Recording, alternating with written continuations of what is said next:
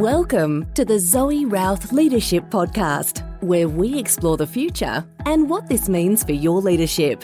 We ask the big questions. What's happening on the horizon? What does this mean for us? And most importantly, what skills do I need now for leadership of the future? It's time to explore.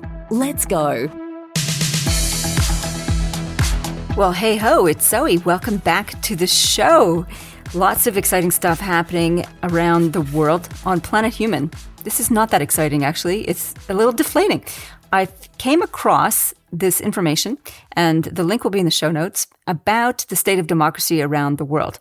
Did you know that less than 8% of the world live in a full democracy? 8%. And 40% live under authoritarian rule. 40%. Now, this blew my mind because in my mind, I thought there was a lot more full democracies around the planet. Certainly, they seem to have more of the power, the political power, she says tentatively, because it's shrinking. Democracies have been shrinking since 2016, meaning they're becoming less democratic. Authoritarianism has been on the rise, which this is problematic because with authoritarianism, abuse of power is rife. And I point you to Ruth Ben-Ghiat's book on strongmen, the rise and fall of strongmen. It's a pretty sobering book, and her work is amazing. So you can look her up on LinkedIn. She's got a fantastic blog which dives into the pattern of authoritarians around the world and the ones that are happening right now and what we can do to pay attention, because there's no guarantee that our democracy will survive. It can be challenged, it can be transformed, chipped away at, and we can lose a lot of the freedoms that we take for advantage if we are listening to this in places like Australia, Canada, the US, UK, and across Europe. All right, so that's Planet Human. On Planet Zoe, I'm in a different part of the planet. I'm in Bali this week. Very exciting. My husband, Rob, his firm goes to Bali every couple of years for a conference, and I am going with him to have a working holiday. So while he's conferencing, I am writing on the beach or in my villa, trying to stay cool out of the heat. So that's where I am. I'm having a little writer's retreat in Bali, which is fantastic. In the meantime, what question have I got for you? This week, I have the question, how can we make innovation an integrated practice and be less scary? My guest today is Nadeem Ahmad. He has 3 decades as working in chief technology officer offices. So he's been in the tech space for a long time, helping big corporations to harness the power of new technology. So he's always been on the cutting edge of tech. He says that he went through a bit of a burnout, took a break, and now he's in the entrepreneurial world advising smaller startups how they can get on the forefront and embrace innovation technology. And he's the author of a great little book called Becoming an Innovation Navigator. So without further ado, let's hear about the upside and the proactive side of becoming an innovation navigator. On with the show. Well, all the way from Austin, Texas. Welcome to the show, Nadeem Ahmad. Thanks, Zoe. Welcome. Thank you. Thanks for good to be here. Thank you. Welcome. Yes, it's all good. And I'm glad we could line this up. And for if you're listening, this is our second take of this. We had dramas last time we tried on my side in particular. And my router's an old router, and its power button was going in and out and not staying on. So I've managed to troubleshoot that with my husband, and we have an elastic band around the router to keep the power button in place. So, high-tech solutions to high-tech problems. So enough of that. It's all working now, and we want to make sure the internet gods stay happy with us. How did you get into this line of work of innovation and IT? Tell me about your journey to this day. Absolutely, Zoe. Thanks for that. And again, happy to be here. I've always had the belief that technology has the power to radically change how we live, how we work, connect with one another. And this drove me early on in my consulting career across roles in delivery to operations, and then eventually in team leadership roles. But the game changer for me was joining the global strategy office at an international global consulting firm. I quickly realized my true calling was influencing business and technology strategy for the company and our clients. And those strategy roles in those CTO offices and innovation teams were more about asking what's next, right? Like, I think that's where I developed this sort of growth mindset. And that's where I recognized that change is not actually a threat, but an opportunity for greater things. And I think this mindset allows me to seize opportunities in my own career that I might have otherwise passed on. And so I always try and share this concept with others. And eventually, like many in the corporate world, I suffered from burnout. The challenges of corporate life became too much to bear, and my heart wasn't in it anymore. So I took an extended break.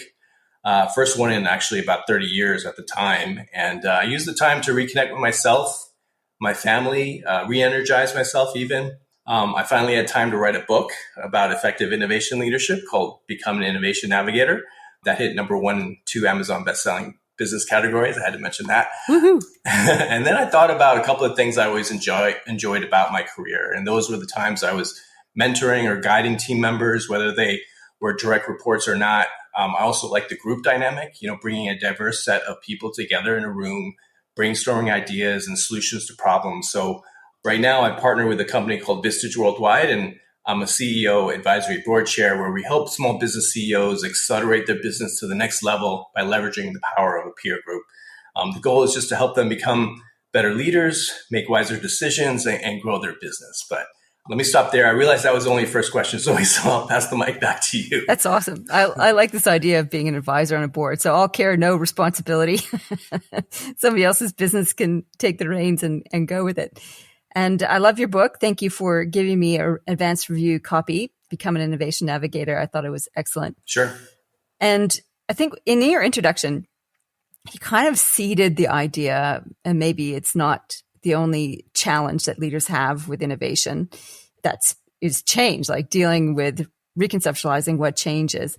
So why is it that leaders struggle with innovation? Is it because of the issue, the relationship to change, or is there something else? Absolutely. That's a great question to start us off. I think every leader has their own struggle, but I'll talk from my experience and what I see in my coaching clients. And I think it is all around your mindset towards innovation. Again, I talk about the very topic in my book. I think it's critical to address. So you may have technical skills or business acumen skills. That can be important, but it's your mental frame. It's that invisible architect that shapes your innovation initiative. So in the book, I dive into the concept of limiting beliefs, these self-imposed barriers, the stories we tell ourselves that hold us back. So if you find yourself thinking innovation is just too risky, or this seems over my head, I can't do this, these thoughts are just your limiting beliefs in action. And I think that's a key reason leaders struggle. Now, embracing a growth mindset arms you with the ability to see challenges as opportunities, to see those failures as nothing more than stepping stones on your path to success. And so when you swap out the phrase, I can't do this with I can't do this yet, you're laying the groundwork for progress. And I always tell my clients to view every misstep as a masterclass in what not to do next. So when your mindset shifts, the world around you shifts too. And I think that's true in business and in life. And it seems so simple, right? Like just replace the phrase, I can't do this with I can't do this yet. It's such a simple thing to do. And yet we can get so ingrained with this falling over on our swords when we don't nail something. First of all, how long did it take you to cultivate this mindset? It's basically a growth mindset. It's like keep working the problem. It's on the path towards mastery. It's on the path. Was it something that you naturally fell into, or is this something that you had to really hone and refine? I wish I could say it was a quick, easy path to get to the promised land, so to speak. It took some time, definitely learned a lot through failure or hardship. I wish I could say I only had one. I have a couple of health issues. So personally, I faced a lot of challenges growing up and then certainly in my adult life. And I think I learned that some of these limiting beliefs I had about myself were so powerful, more powerful than any other external criticism from colleagues or family members or friends or managers or anything like that. And I was kind of paralyzed by a lot of that. And I went out and I sought, I have a coach, I have a therapist, I have experience of just dealing with people. And you start to recognize some of the patterns at least I did. I recognized some of the patterns that I was continually following. And once I recognized those and kind of like saw them for what they are, observed them, I was able to find a way to annihilate them in essence, like change the pattern and just kind of like, I'm not going to do that. It's causing more pain than happiness or pleasure. And so it was definitely over time, lots of trial and error with some help. I definitely believe in coaching, not because I'm a coach, but because I've been a recipient of coaching and mentoring, and those kind of things help me. So it's a bit of not a straight path either. So I'll say that. Thank you for sharing that. And I'm imagining that falling into the hole of burnout, which is not a pleasant place to be, and then reinventing yourself as an advisor, an entrepreneur, and a coach was a pretty big journey to go under. And I'm guessing, and you can tell me if I'm wrong, you applied a lot of the principles that are in your book in terms of reframing to reinvent yourself or re-innovate yourself. Is that how you see your reinvention? Is there a parallel between how you apply innovation to a business and how you apply innovation to self? Yeah, I definitely think it's not just about business. I totally believe innovation can be a personal journey as well. It's not always about implementing the newest technology. I usually use the term like it's not about implementing the newest technology in business. It's optimizing business process, but it's similar in personal life. How do you approach situations, interactions with other people, interactions with your family? So I think a lot of the principles I talk about in the book, and definitely at the beginning of the book, I definitely dive a little bit more deeper into the personal situations that I've had to overcome and give that as sort of an example of, it's not just about business and technology. These and maybe we'll talk about it later, but, we're people, we're human beings at the end of the day. So innovation affects us as humans as much as business leaders or CEOs or what have you. Yeah, you do talk about that really well in the book. And one of the things you mentioned is optimizing or unlocking your inner leader. And I love how that the human is central to this whole idea of innovation, and being mindful of the human that's part of it is important. So when you say unlocking your inner leader, what do you mean by that? Sure. Yeah. Appreciate the question. I think leadership, as I explore with my coaching clients, it's that hidden fuel that accelerates the engine of innovation. And let's face it, I think ideas are abundant, but it's the execution of those ideas that sets you apart. And for that, leadership is key, right? So let me talk about two areas within leadership. I feel we all have the capability within ourselves, whether we know it or not. And one is, it's not about having the title of CEO or even VP of innovation or director of innovation. It's about being someone who can inspire, who can rally a team around a vision. I quote Steve Jobs in my book because he's an interesting model for a leader in the realm of innovation. And what struck me about him was his ability to get others to gravitate towards him because they were inspired by his vision, his passion, right? So it's not only about being an innovative genius. For an innovation leader, it's about instilling a drive or a passion within their teams to diligently pursue things to the bitter end of any innovation journey. Now, that ability to infect a growth mindset or abundance mindset across his teams, I think is what set him apart from so many in this field. Now, the truth is, I believe each one of us has an inner leader waiting to be unleashed. I'm not saying anyone can be Steve Jobs, but anyone can adopt that similar mindset and have a passion for something to rally others around. Now, the second element I mentioned in the book, is the psychology of leadership. And this is all about understanding human needs, which drives or influences behavior, right? So whether it's the need for certainty, variety, for significance, these are all factors that influence how people respond to change. As an innovation leader, you're a bit of a change agent as well. But you have to remember, you're not just navigating technologies or processes, you're navigating human beings, their emotions, their needs. So it's crucial to understand, what's driving the people around you. Is it the fear of the unknown, or is it the need for stability?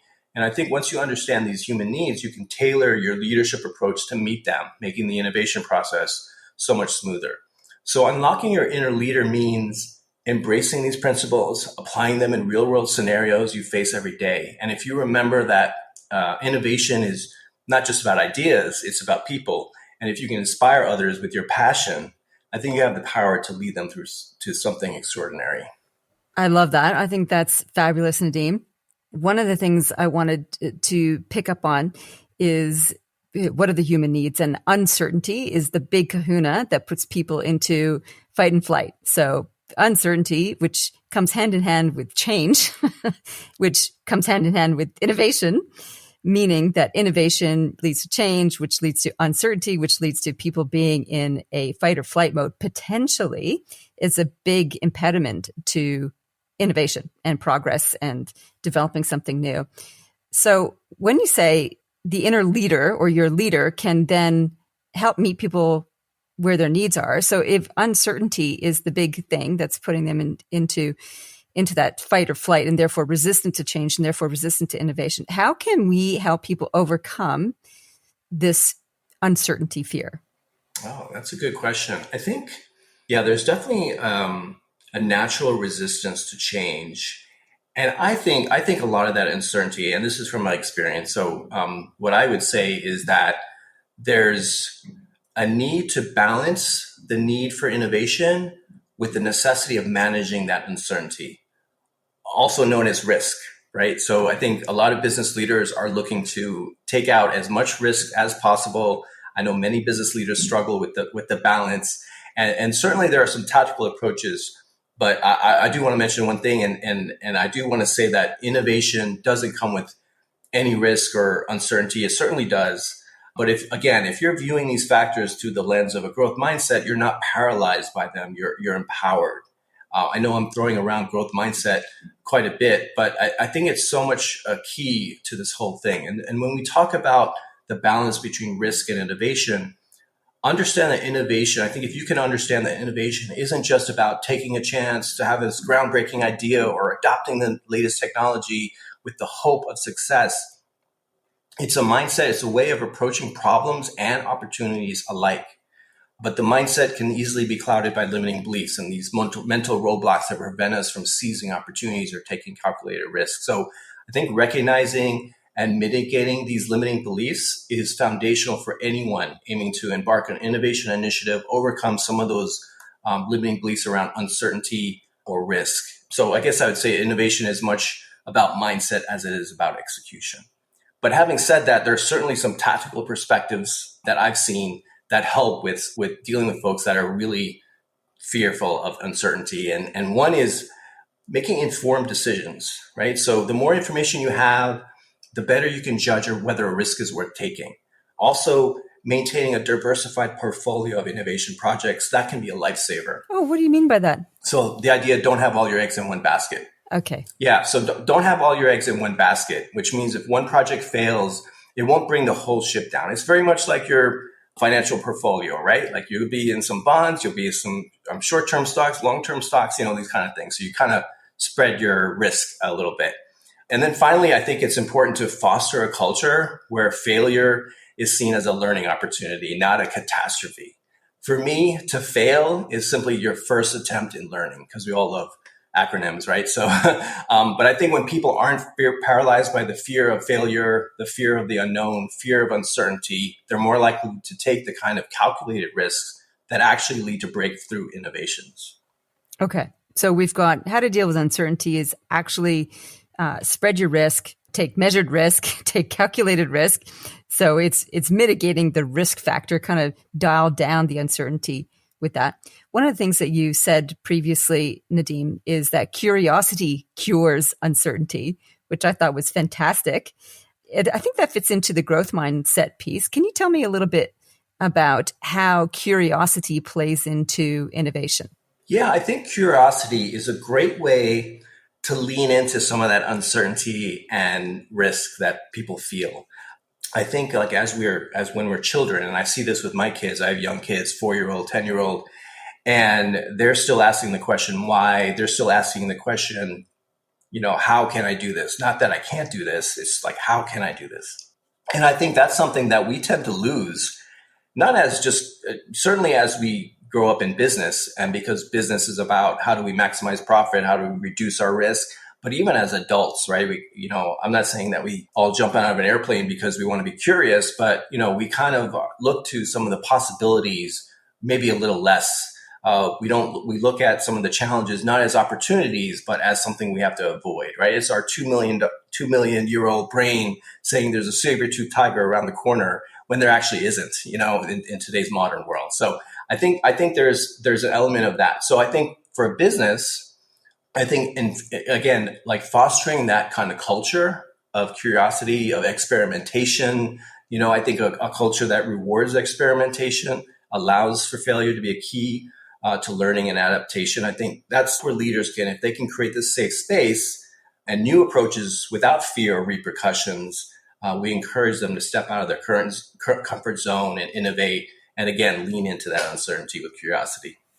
I think the way that you portray innovation as a mindset, as a daily practice, as a curiosity is more digestible than the idea of innovation as a big, broad spectrum thing. Because often when we talk about innovation, it implies massive organizational change. and I think that puts the fear of everything blows the fear up people's dresses. I'm not sure that metaphor is going to work, but anyway. Large-scale innovation projects that mean transformational change can be problematic. The way that you're talking about it, though, it's experimentation, manage risk, and curiosity to experiment. Did you want to speak a little bit more about innovation scale or context in terms of how it works best for organizations? How do you mean, like in terms of scale? Yeah, thank you. My question was a bit vague and long-winded. So is innovation best suited to, or let's compare and contrast. There's some innovation that is large-scale organizational transformation, and there's some innovation that is small-scale mindset, curiosity, experimentation-based. Do both have a place, or is one better than the other? Yeah, no, that makes total sense. Great question, actually. We actually, in my previous role, maybe 2 roles ago in my previous organization, we had what's called an innovation objective framework. And it was like levels 1 through 5. 5 being like your, Apple level, Steve Jobs level, like innovation that just breakthroughs, like industry impact, that type of thing. Even let's not go that far. Let's say even just within the organization, just like monumental, we're changing our whole business model based on this innovation breakthrough that we've had. And level 1 through actually level 3 are step changes. They're like optimizing a process. They're increasing an efficiency in an existing process that can increase, revenue or more likely the profit line a little bit more. So there's definitely room for both. And I think it's important to remember that. That's why I love the question and I wanted to clarify the question because not every innovation you have to be changing the world or even your industry or even your entire company. There is plenty of room for innovations that just improve a little bit, step by step by step. And the accumulation of all those little steps will lead to a larger transformation for the organization. You will see it. I've seen it happen. You will see it happen if you focus on those step changes initially. I think that's the way to go, actually. Love it. Thank you. That's awesome. I then have a question about, okay, what about, if it's constant improvement, when do we get to consolidate and just stay the same? Is there an argument or a place for just status quo and stabilizing? That's a good question. No one's ever asked me that. I like to say that there are parts of the organization where that is fine. I'm very much a innovation junkie, right? So I'm always looking at things. When I hear status quo, I think complacency. So for me, you're asking me, I would say that there might be elements of an organization where the status quo, if it's working, if it's not broke, don't fix it. But I think to keep up with the constant change, and no matter how fast you think the world is changing now, it's only going to get faster. We see that with AI, like just the exponential rise or acceleration of the technology. That's just one example. And today it's AI, tomorrow it'll be quantum, it'll be a whole bunch of different things. And it's so happening so fast. So I kind of maybe it's a limiting belief of my own, but when I hear status quo, I'm like, ooh, cross against that, because I see complacency. And I think it's important to always be in the mindset of adaptability. How do I keep up with the pace of change? Because it's only going to get faster. Okay. Yeah, I think this is one to mull on and to keep in mind. It's one of the archetypes I have in my 4th book, People Stuff, is the Guardian. And the Guardian straddles the balance of where are we moving to in the future and the innovation piece, as well as hanging on to what's most important. So it's with the premise of don't throw the baby out with the bathwater kind of ideal. So I think there's probably an element of that in there that's sort of jiggling around in my brain. And I like your points though about, wait a minute, complacency. I will say that I'm not suggesting change and innovate just for the sake of it, right? There has to be a business case. There has to be a reason why you're about to embark on this. And again, that's where the informed decision making I talked about earlier and getting all the information you need about your company, about the market, about what's happening in the trends in your industry, and then making that informed decision to take that calculated risk. And you may find through your analysis that, yeah, it's not the time for us to take that risk. And that's totally fine too. So I do subscribe to the Guardian archetype for sure. Yeah, I have to be careful that I remember the Guardian archetype because I'm more likely to just clear the decks, like scrap everything, start over. And you waste a lot of energy and you do throw a few babies out in that bathwater. Okay, well, thank you for exploring that with me. Nadeem, I want to talk about something that you mentioned just then. AI. AI is like, it's so hot right now. People want to talk about it. It's taking over everywhere. There's so many new apps that are AI embedded. Why is AI big right now? Why is it booming? Ooh, exciting question. Okay, here we go. I think there are 4 reasons. First one is Moore's Law, the doubling of computing power every 2 years. I think that's a key driver behind AI's leap. Just in the last 5 years, we've seen this like exponential growth that's turned like once unthinkable AI technologies into reality. Like we're seeing AI systems that can analyze vast amounts of data. They're making complex decisions. And in some cases, they're even acting human-like. That's thanks to the surge in computational capability. Second, AI's growth is also fueled by the astonishing expansion of global data. I think that's also doubling every 2 years. I saw a stat that by 2025, we're looking at 175 zettabytes of data, where a zettabyte is equal to 1 trillion gigabytes, to put it in perspective. So that's a huge playground for AI to learn and predict with much more precision.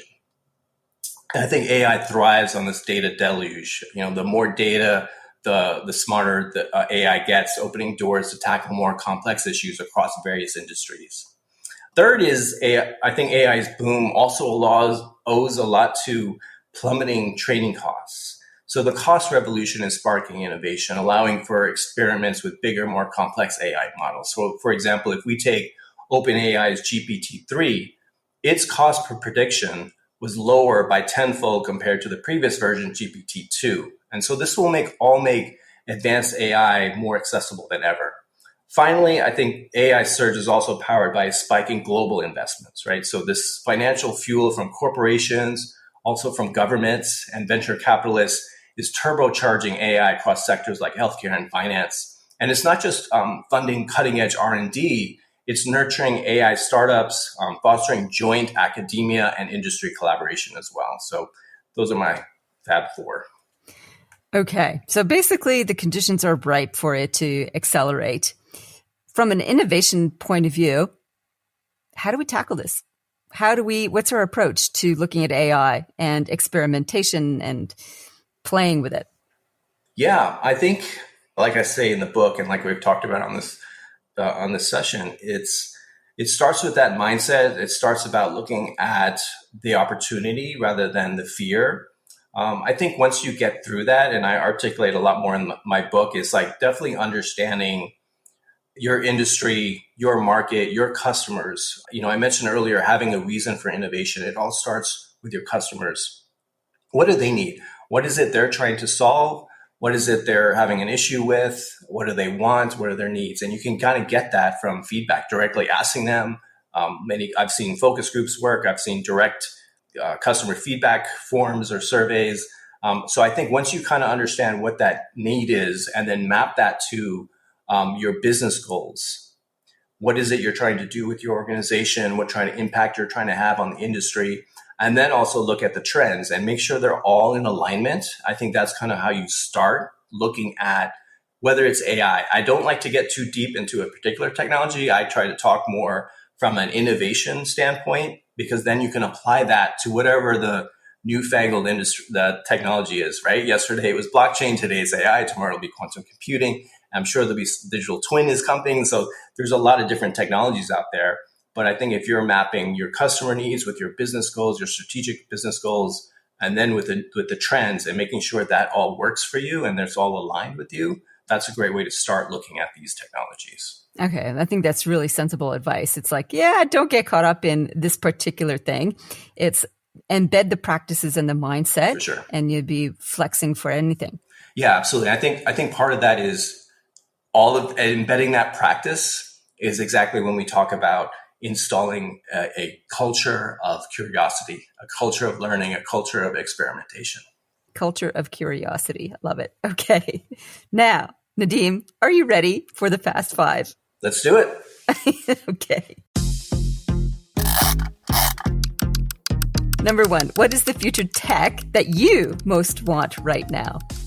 Oh, it's got to be teleportation. I'm so sick of sitting in traffic and definitely sick of air travel, which I have to do this week, actually. So I wish it was here already.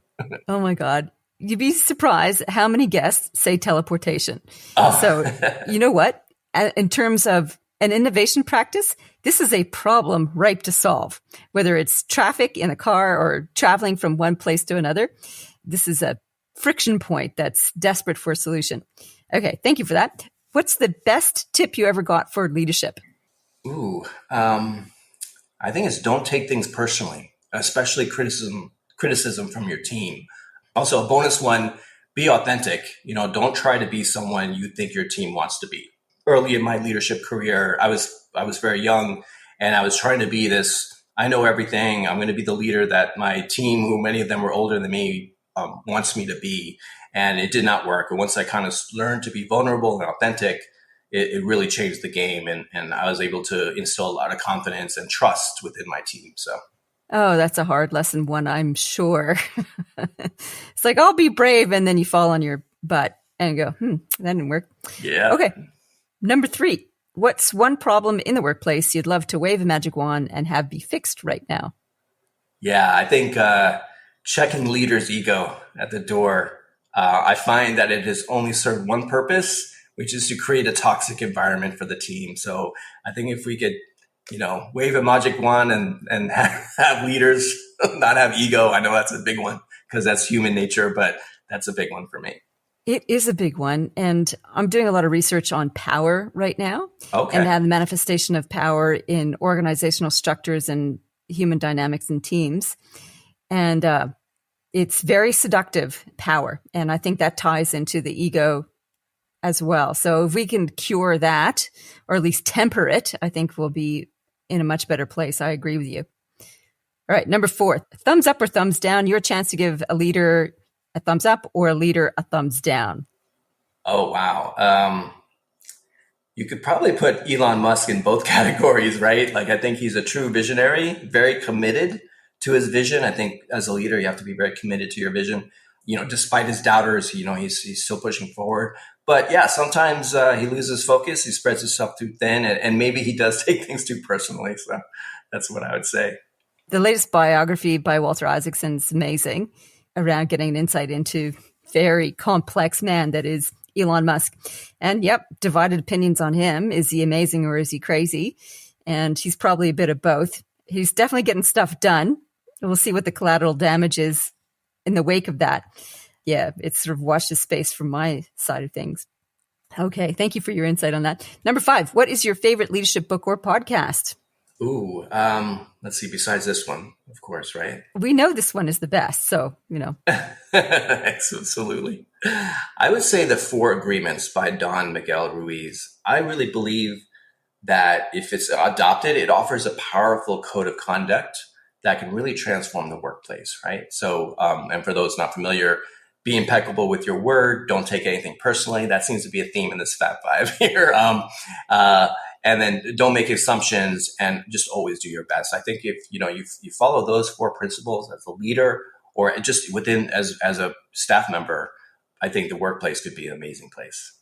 They are beautiful principles, and living with that kind of wisdom and compassion would make the workplace a much more beautiful place alongside transportation. Teletransportation. Sure. Press a button and I'm there. Awesome. Okay, that was the Fast Five.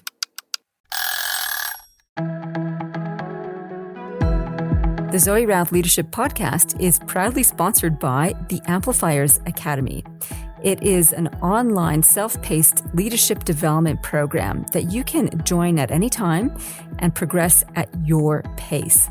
There are very short video lessons, great checklists and resources and recommendations and book summaries, all there to help boost your leadership thinking and abilities. We focus on leading strategy, leading culture, leading change, and leading performance. So if you want a go-to resource that can help boost your strategic abilities immediately, check us out, Amplifiers Academy, on the zoerouth.com website. See you there.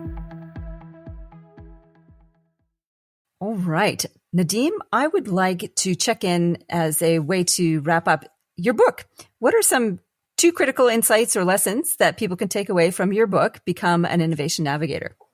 Yeah, absolutely. I think if we're boiling down the book into its most critical lessons, it would be these. 1, embrace a growth mindset towards innovation. A growth mindset arms you with that ability to see challenges as opportunities, to see failures as nothing more than those necessary steps on your path to innovation breakthrough. As I mentioned before, when you swap out that phrase, I can't do this with I can't do this yet, you're laying that groundwork for innovation. So if you're looking to really embrace innovation, start with the person in the mirror, reflect on your own limiting beliefs, confront them, and then set out to conquer them. Because when your mindset shifts, the world around you shifts too. Number 2, innovation is a journey. It's not a destination. It's not a one and done deal. It's more about embracing the journey of curiosity, like we talked about, curiosity, learning, implementing, measuring, and then learning some more, right? The market's not static. Neither should your approach to innovation be. So I think continuous learning keeps you agile, keeps you prepared for the ever-changing consumer demands and global trends. So in essence, if you walk away with one thing from the book, let it be this: innovation is your constant companion on a journey that never really ends. So it's what keeps you moving forward, what challenges you to be better, and what ultimately sets you apart from your competitors. Love it. That nice punchy wrap up of the book. It's a beautiful book. I think it's well written, well presented, and I deeply appreciate it.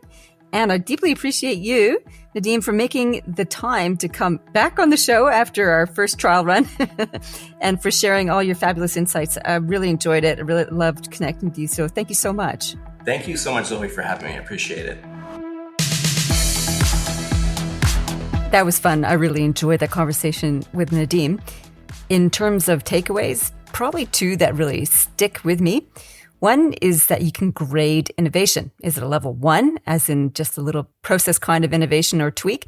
Or is it a level 5, which is transformation? And levels 1, 2, 3, 4, and 5. Grading the innovation is really helpful because then that determines our communication plan around it and how we manage the people side of it around the edges of what this innovation could mean and the type of energy is required. The second takeaway for me was the mantra, I can't do this, yet. So it's permission to not have it mastered and permission to keep going, which I think is fantastic. The tip I want to give you is insight into the Guardian archetype, which I write about in my 4th book, as I mentioned, People Stuff Beyond Personality Problems, an advanced handbook for leadership, which you can get the ebook for free on my website. If you go to zoerouth.com and click on blog, you opt into the monthly roundup, which gives you a monthly deep dive article on everything related to leadership and the future of leadership. It has a collection of the videos that we've published that month and also links to the podcast. And there, when you sign up for that, you also get the free ebook version of People Stuff, which won National Book, the Australian Business Book Awards Book of the Year in 2020. So it's got a few accolades. All right, that was the big promo piece. Let's talk about the Guardian archetype. So this is on page 91 of the book. The Guardian archetype comes to the fore when we are focused on building an enterprise or project while still protecting people and traditions. The key mantra for the Guardian is, don't throw the baby out with the bathwater. As such, guardians can feel like the handbrake to a team. They can be misunderstood and accused of being stuck in the past, often maligned for saying, "Back in my day," or "We tried that before." The guardian archetype is needed when we emphasize maintaining traditions while balancing innovation and progress. The guardian archetype helps us to identify what matters most in our team, group, club, or business. The guardian ensures that our values are honored and integrated as we evolve. Now, in Joseph Campbell's hero's journey, there are two types of guardian figures, the herald and the threshold guardian. Both serve as a nudge for the hero to undertake the call to adventure, and sidebar, useful in leadership. The herald brings news of change and seeds the call to adventure for the hero, aka the organization. In war movies, it might be the draft notice or announcement that war has begun. In comedies, it might be the arrival of the quirky uncle coming for a family visit. The event or person signals something new is about to happen. In contemporary workplaces, the herald might be a consultant who delivers a report on current and future trends, or even a new employee who comes with new insights and experiences. The herald could also be a world event like 9/11, COVID-19 pandemic, or raging bushfires. These are signals that something is changing or needs change. The threshold guardian acts as a challenger to the hero, forcing them to confront their possible future. They are there to test the hero's resolve, compel them to prove their commitment, and ensure they are ready for the next stage of their journey. In literature, threshold guardians might be the evil boss who denigrates the main character, telling them they are good for nothing and have no future. Every underdog movie has a threshold guardian telling the hero they'll never amount to anything, like Rocky, 1976, is a classic film about a small-time boxer who battles low expectations to fight a champion. Sylvester Stallone's own story as the author of this script is a case in point. No one thought much of it, or of Stallone as an actor, and then he defied the odds to become a runaway success with a number of sequels. Even Albert Einstein had a threshold guardian. In 1895, his report from headmaster said of him, "He'll never amount to anything." Einstein never amount to anything. Guardians, then, can be the catalyst for great achievements. In contemporary workplaces, the threshold guardian might be the futurist or the person who alerts others to the latest trends or news. They can also be seen as the doomsayer or the devil's advocate. In our context, the guardian serves as a challenger within the frame of preserving values and being cautious to keep what's good. It's a tricky role to play. Right. So you might need a guardian. You might need to be a guardian when we're talking about innovation, progress, and trying new things.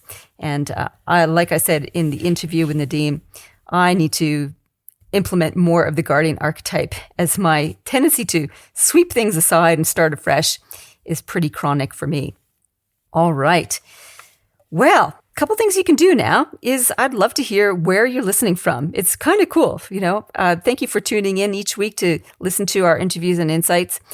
Where are you listening? Just make a mention of it on LinkedIn. We post all the episodes on LinkedIn every week.